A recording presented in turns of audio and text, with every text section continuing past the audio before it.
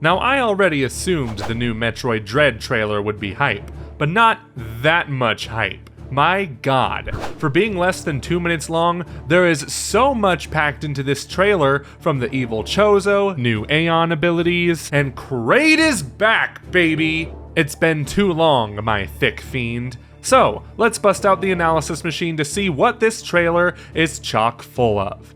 To help me analyze this trailer though, is Metroid Dread Report Volume 6, which was kind enough to confirm some small theories I had, like how the beginning of this trailer is definitely set soon after Samus lands on planet ZDR. This structure she walks through is the same one shown at the end of the last trailer, only now she's wearing her traditional Varia suit and not her blue power suit. She then arms herself after seeing what looks to be a Chozo warrior? It sure looks like one, but the Metroid Dread report doesn't exactly confirm it, saying that it only appears to be a Chozo. Well, what else could it be? A robot? Maybe. An X-Parasite? Oh, definitely maybe. For now though, we'll refer to it as a Chozo warrior. He's decked out in metallic armor with an arm cannon similar to Samus's, with some red highlights placed around the armor and eyes. I've taken enough film studies courses to know that red symbolizes danger, so I'm going to assume this Chozo warrior isn't very friendly. Then the trailer cuts to the title, which gives viewers a chance to take a deep breath before being bombarded with tons of new gameplay shots. Right away, we're introduced to one of Samus's new Aeon abilities called Flash Shift, which lets her travel a set distance in an instant, whether she's on the ground or in the air, and it can be done up to 3 times in a row.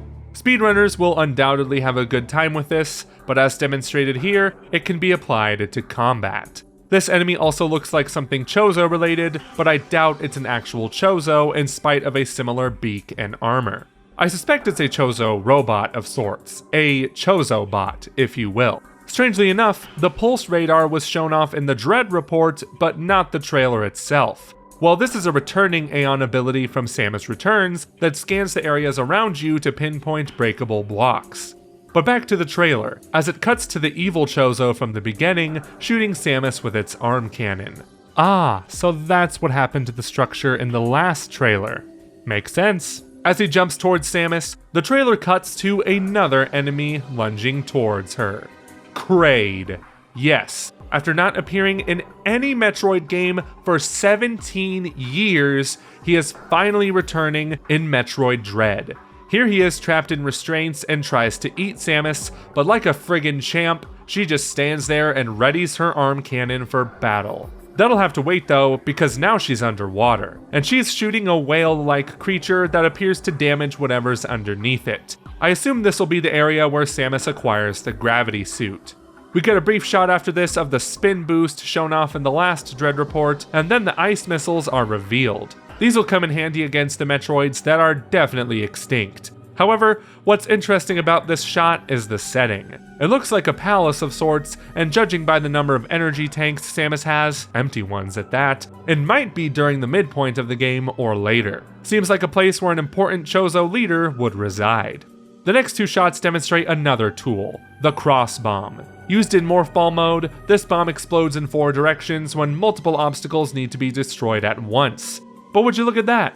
Her Morph Ball is purple.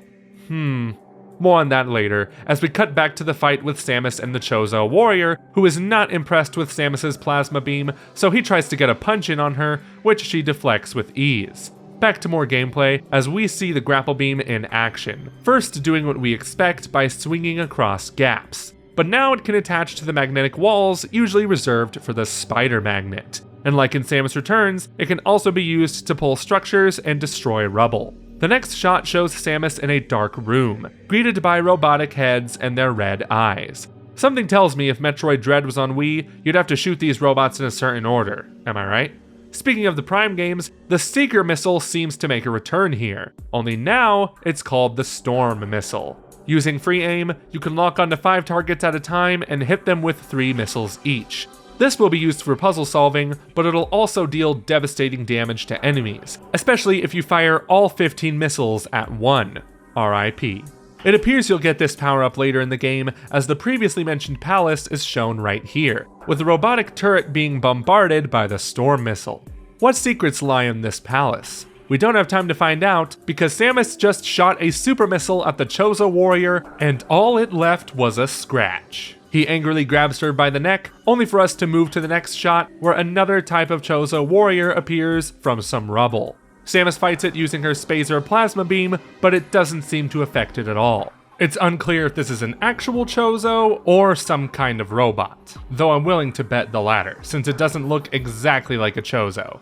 The next shot shows the speed booster in action, though we didn't get to see a lot of it in the trailer. Instead, a video was shown in the Japanese Dread report, and it revealed that you can wall jump while using the speed booster. That's right, wall jumping will not break momentum. But of course, with the speed booster comes the Shine Spark, where you can soar straight into the direction of your choosing, blasting through certain obstacles and dealing a ton of damage to enemies. I wonder if this will unlock secret dialogue from Adam this time. Let's hope so.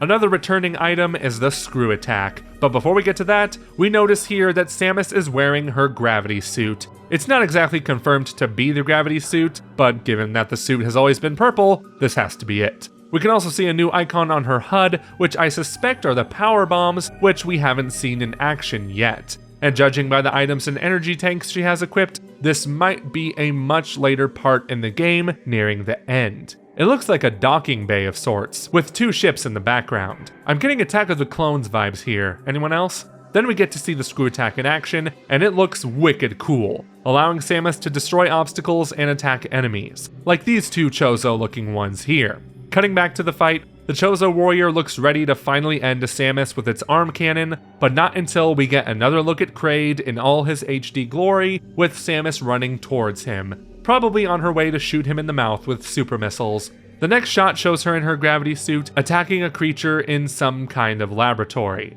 There are experiments in the back locked in capsules, and one of them looks like the head of Kraid. What is cooking in this lab? Is this even Kraid, or a clone of him? And if they can clone Kraid, what else can they clone? Metroids?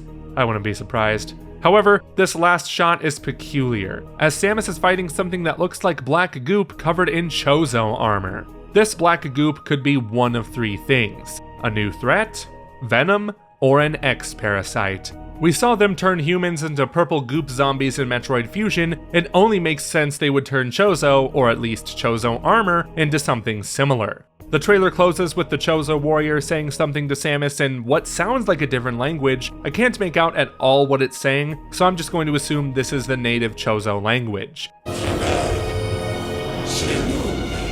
Samus is on the verge of losing consciousness until something causes her to wake back up. Cut to black, show the title, Metroid Dread. Only this time behind Samus appears the Chozo warrior. Now, the Metroid Dread report confirmed that this fight with the Chozo warrior took place soon after Samus landed on ZDR, and that she was defeated by this opponent, causing her to lose all her abilities. So using the magical power of editing, I pieced together the end of this trailer to the end of the last trailer, and it lines up perfectly. She loses the battle and wakes back up in the same spot where she encountered the Chozo warrior. It just makes sense. In fact, was this the Chozo warrior the same one from the Chozo memories? The one that killed the overseers and scientists? I gotta give props to the NC Smasher on Twitter for putting the two together, and it makes too much sense. But anyway, that's all for this analysis, and Metroid Dread is just over 1 month away. Tell us, are you excited for the game, and did you catch anything in the new trailer that we might have missed? Let us know in the comments section down below, and check out the videos on the right for more topics you might be interested in. Until next time, bye, Metroid Dread.